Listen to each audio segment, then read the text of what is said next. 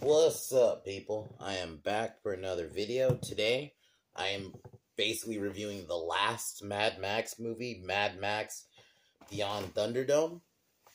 R.I.P. Tina Turner. She was great as Auntie Entity. She was like one of the best things of the movie. I would say this is definitely like, if we're going in terms of, for me, the ranking of like the original three, I would say definitely this one's the weakest one. It's the whole kid element. I think it's fine. I do really like how basically this was full on, like, they're in a barter town now. Like, it's full on, it's straight up past post-apocalyptic even. Like, there's really no technology anymore. Max doesn't even use his car as a car anymore. It's basically like almost like a horse carriage. I do like that element. I love the design. Like, people are basically straight up primal now. Like, they're not even wearing regular clothes. Like, at least in the last movie, like, yeah, it was, people were primal, but they still somewhat wore clothes. Now it's just, they're not even doing it anymore. It's straight up like and then when Max goes to that town of kids, even the same thing there. Like, it's like, dude, they really did a good job with the set design. I think that's easily the best thing of this movie is the set design. Gave us a great quote. Two man enter, 1 man leave. Great quote. Just simple. I think Tina Turner kills it in this movie as Auntie Entity, even though she's not in the movie she's in the movie a lot, but she's not. It's interesting because she's somewhat, I guess you can argue, like an antagonist, but she's not a villain. Like, because Toe Cutter and Humongous were evil. Like, I would flat out say they were straight up evil. She's not. She has, like, a somewhat amount of respect for Max. I mean, even in the end, I mean, she lets him live. She has him basically dead to rights, and she lets him live. So, I love the music for this movie. So I just think, for me, it's just the tone isn't as dark. Like, those first two movies are dark. I think this one is definitely a bit more on, like, the adventure side. It's not as dark. I mean, the only dark elements is how society has fallen. I guess that's, like, the only real dark aspect. But arguably, yeah, this one's definitely a bit on a lighter side. But it's still a fun one. Max is great. I think Mel Gibson's still awesome as Max. Came out in 85, so like 2 years before he was about to do Lethal Weapon, and I thought this was a solid third. If you just watch these three movies, and I do like the narration, but in the end, kind of like could call back to Mad Max 2, where you have like the Savannah, who's the little girl that saves him in the end. Well, when he escapes from Bartertown. You find out the girl talking is her. So it's kind of the same deal. I like that. It's like this narration of her life. I think it works. So overall, it's a solid entry. It's just not as strong as the first two. But it's a great one. Tina Turner kills it as Auntie Entity. I like the master. I love the set design in general. Like, they really went all out with the set design. So I think that's like the one thing I can definitely say is they did not hold back on the practical effects, the look of the costumes and all that, the desert, because that's pretty much where they're at, is in like the desert. And I thought everyone did their part well, playing like these feral people, you know? And just even the names, like a character called Pig Killer, like, it doesn't even have an actual name. It's just Pig Killer, you know, or Blaster. It's just very simple names. I love it. It's like, it just shows how, like, society has fallen. So I think that theme is still there. It's just, this one's definitely not as dark. Like, there's not just killings every scene like in the last two movies, or there's not, obviously, no grape scene because they have kids, so. But other than that, I still definitely enjoy this one. I love the idea of Thunderdome. I do wish we had another Thunderdome scene, because we only really have one. It was when Max fought Blaster, and then besides that, there wasn't another. I kind of wish we at least had one or two more fights in the Thunderdome, but it's fine. Because it's still an iconic scene. 2 man enter, 1 man leave. Just a simple saying. So, but yeah. So if I were to rate this one out of 10, probably 7.5 to 8. Like, about an 8. because I overall still really enjoy it.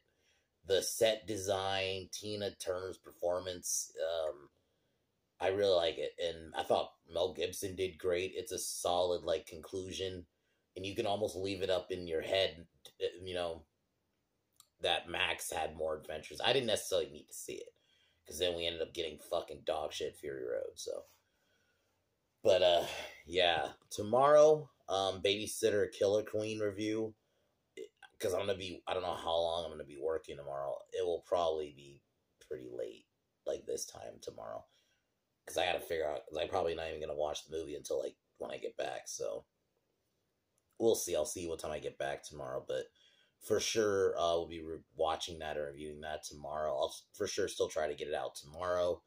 Then Saturday and or Sunday, kind of depends how I'm feeling, I will be roasting this dog shit Screen Rant article. So Screen Rant is gay. Part 4 is happening. I'm going to be roasting this dog shit article that they did about Buff, basically saying it should have been remade and how it would fix its complicated legacy, all basically just because Joss is a douchebag. And then they were trying to, I don't want to go too into it because I don't want to get mad, because I'm talking about a movie I actually like. So I'll save that.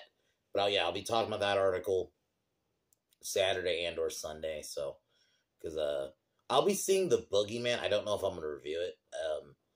If I really, really like it, I might review, but if not, I might just see it and just, maybe I'll give a quick thing in that video, but I don't know. I don't know yet if I'm going to do a whole video on it yet. So, it's kind of up in the air right now. So, but other than that, I am going to cheers and talk to you. Fucking hell. We'll get started on my video.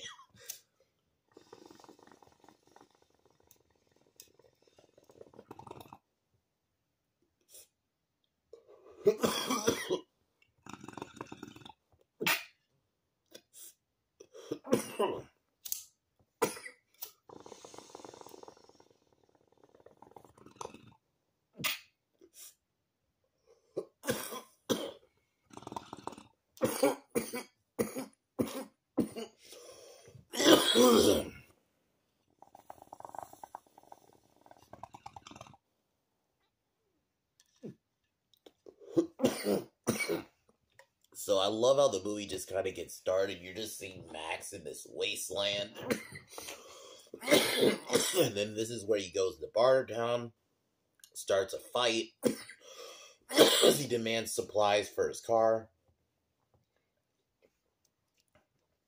And this is where we meet Auntie Entity, who's the leader of this Bartertown. And she basically says she'll let Max give Max like the supplies he needs if he gets this thing from the Master Blaster. This pair of the Master is this like, I'm just gonna admit, I'll say midget, fuck it. And Blaster's this big motherfucker, and yeah, this causes some shit. And in this area, basically in this town, you gotta, to squash a beef, you gotta compete in the Thunderdome, because they want to, Max has to get oil, because you could basically turn pig feces into oil. It's, I do like that they explain it, but they don't like spend the whole time. This is like back when movies, they explain something, but they don't need to give like long, exposition about it. It's just, here's this quick thing. Yeah, this can do this. Max, get this.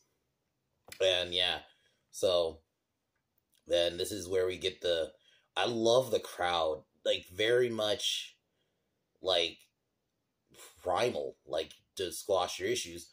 Fight in the cage. You fight in this cage to the death. 2 men enter, 1 man leave. That's what I'm going to title this review.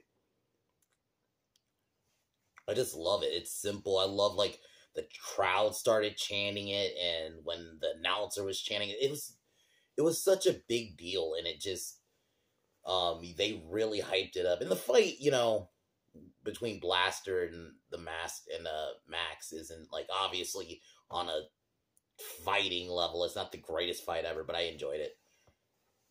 Max manages to get the upper hand with this basically giant like hammer, and he's about to kill the master. And this is where we get the reveal. He's like this. I'll just use the word special looking dude. And Max, and Blast Master even runs in. It's like begging Max to not kill him. The crowd is chanting to kill him. Max refuses.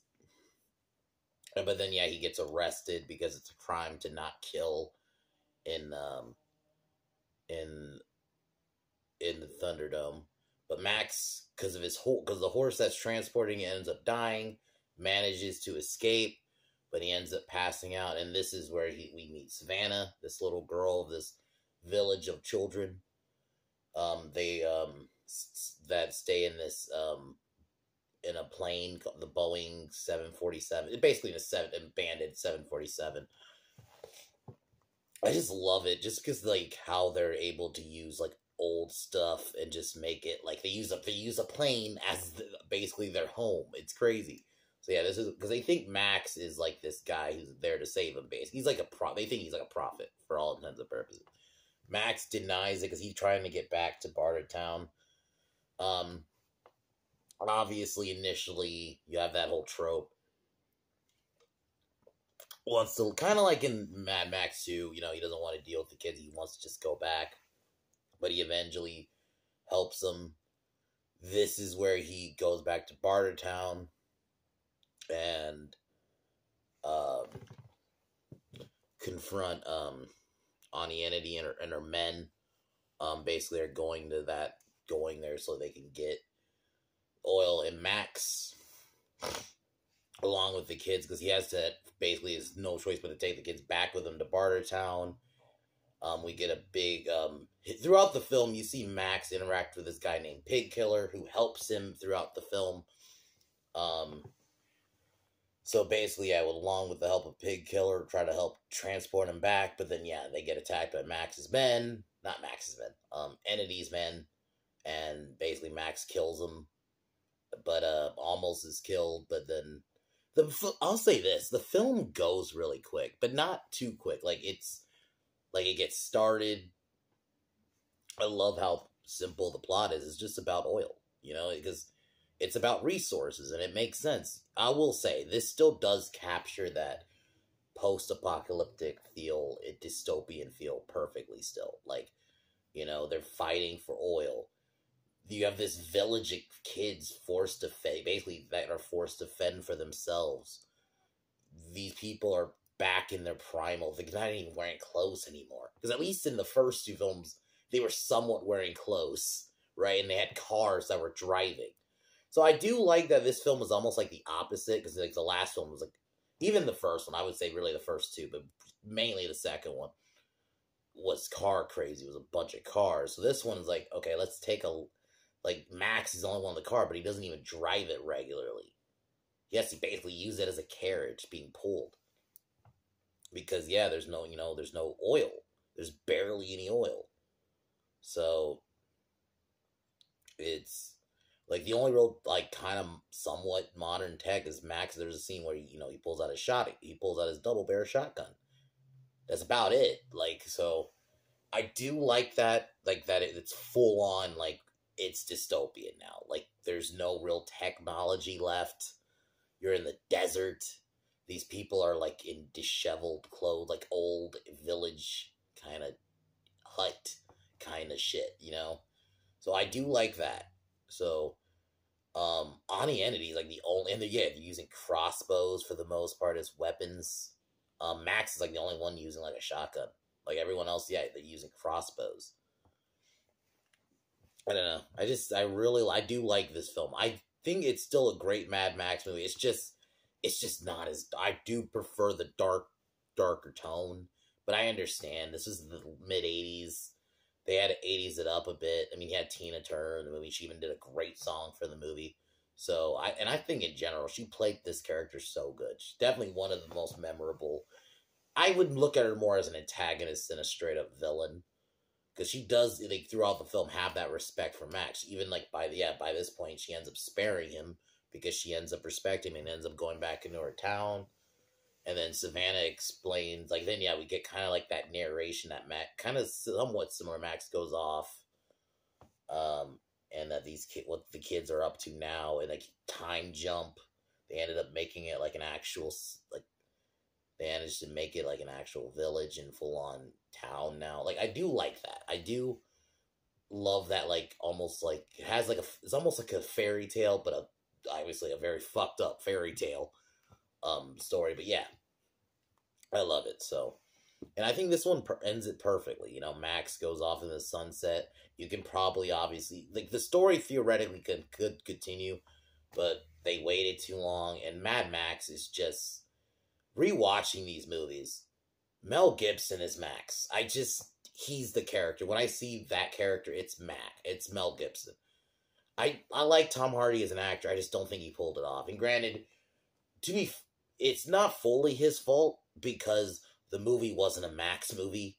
Yeah, and people try to defend it like, oh, Max has always kind of been a side, not the focus of the movie. I'm like, rewatch him, like, I don't know what you're talking about.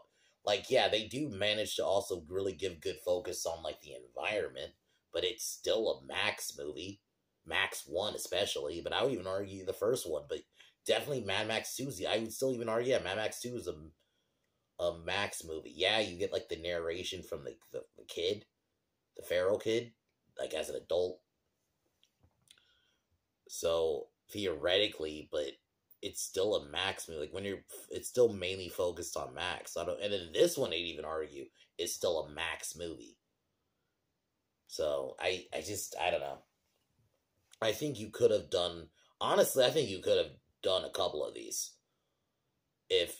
But I get it. This was not long after this. This was like 2 years after Lethal Weapon came out, and that's really what Mel Gibson became known for. It's crazy, just within 2 years. Because up until this point, he was mainly Max. Everyone knew him as Mad Max. And then, yeah, Lethal Weapon happened, and then they made Lethal Weapon 2, 3, and I love those movies, but so I get it. But still, I think they could have tried it. I mean, Arnold did Terminator, but he still did other movies while he was doing Terminator. Predator, and a couple of years later, even after T2. So I just think fucking Stallone did 2 big franchises practically at the same time.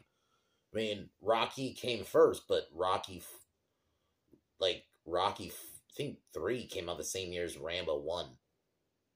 Yeah, no, Rambo 2, sorry. No, yeah, Rambo 1. Because Rocky 2 was 82. No, the first one, I'm fucking high. Rambo 1. Yeah, I was right originally. Rambo 1. Rambo 1 was 82. Rocky 3 was fucking hell. Rocky 3 was 83. I mean, Rocky 4 came out the same year as Rambo First Blood Part 2. So I feel like they could have, I don't know if it was the studio, maybe this one just didn't. I'd be shocked if this one didn't do well. Tina Turner was in it at the time, so yeah, overall, I really do like this one. It's not the best one, especially compared to the first 2, but I generally do like this one. I like the whole Thunderdome game. I do wish there was maybe another Thunderdome fight or 2, like maybe a couple more. Like maybe if I had to do one change, before we did the Max Blaster fight, they should have maybe did 1 or 2 before, and then maybe I would have been satisfied if they did that was the last one, and then they just didn't do it again. But whatever. It's not necessarily a criticism. It's just like kind of more of like I would have preferred this, but overall, awesome flick. Tina Turner is legendary in this. R.I.P. to her. The timing is crazy, but yeah, she was awesome in this as Auntie Entity. She's not, I think she kills it. I think it's an interesting change because, yeah, you had, like, the first 2 villains who I would probably say of the 3, if I had to go overall favorite, it's probably Toe Cutter. I just like how fucking psycho he was. Granted, I think 2 is my favorite movie of the 3, but Toe Cutter I love how psycho he was. Humongous was crazy, was good, but I'd almost say I preferred Wes as the villain in the movie if I'm going more antagonist with Max. But yeah, I thought Tina Turner did great. Played a character I know she's more known as a singer, but the fact that she played a character that you wouldn't think she would play, and she pulled it off perfectly. I actually thought she had good chemistry with Mel. So overall, great franchise.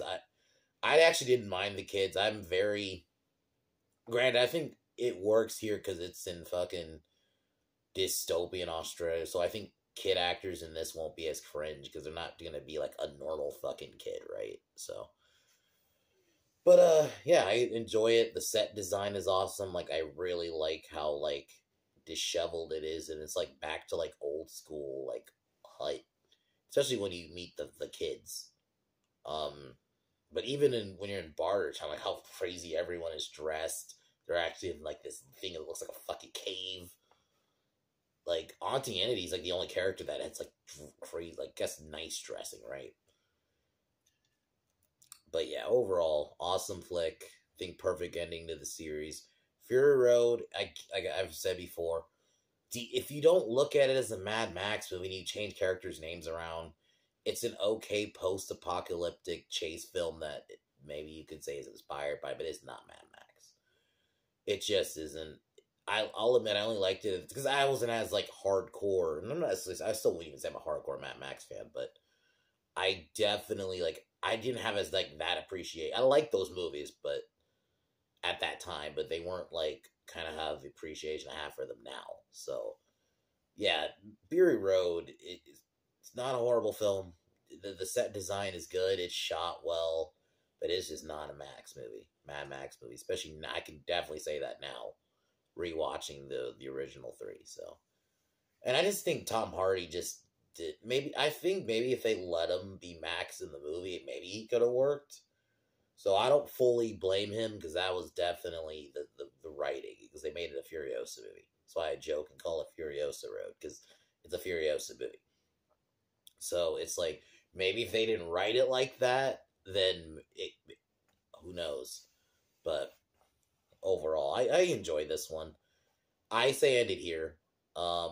Maybe in your head, think of headcanon of other Max stories, but for me, it ends here. Fury Road is not a Mad Max movie. So other than that, 7.5 out of 10. I said 8. I'll stick with an 8. I do like this one. So 8 out of 10. Tomorrow, Babysitter 2, Killer Queen review tomorrow. We'll see if that one is as good as the first one. Because this one, I didn't see anything before about it. So this one, I'm actually going in basically blind. I'm actually going in blind with this one. I didn't see I think I saw a trailer, and it looked interesting. Jenny Ortega's in it, who I'm actually starting to really like her. I still haven't seen her as Wednesday. I don't think I'm going to ever have interest in watching that show. But I am definitely, like, just... Well, and the fact that she pissed off, like, Netflix writers. That does help a little bit. But I actually think she's a decent actress. Like, she's one of the better parts of Scream 6. Like, overall, she's actually one of the better characters. So, I think she's a decent actress. We'll see how she is in this. It's basically Cole aged up. And apparently, like, a lot of the cast come back. So, alright. So, I'm going to watch that tomorrow. Review that tomorrow night. But other than that, I'm going to get started. And cheers out and talk to you all later.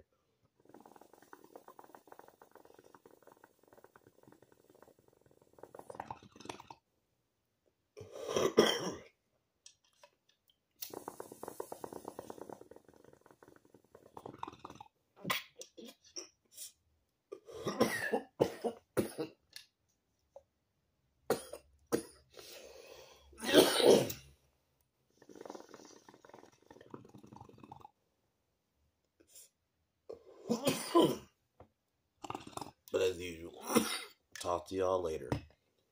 Fuck Joe Biden. Peace.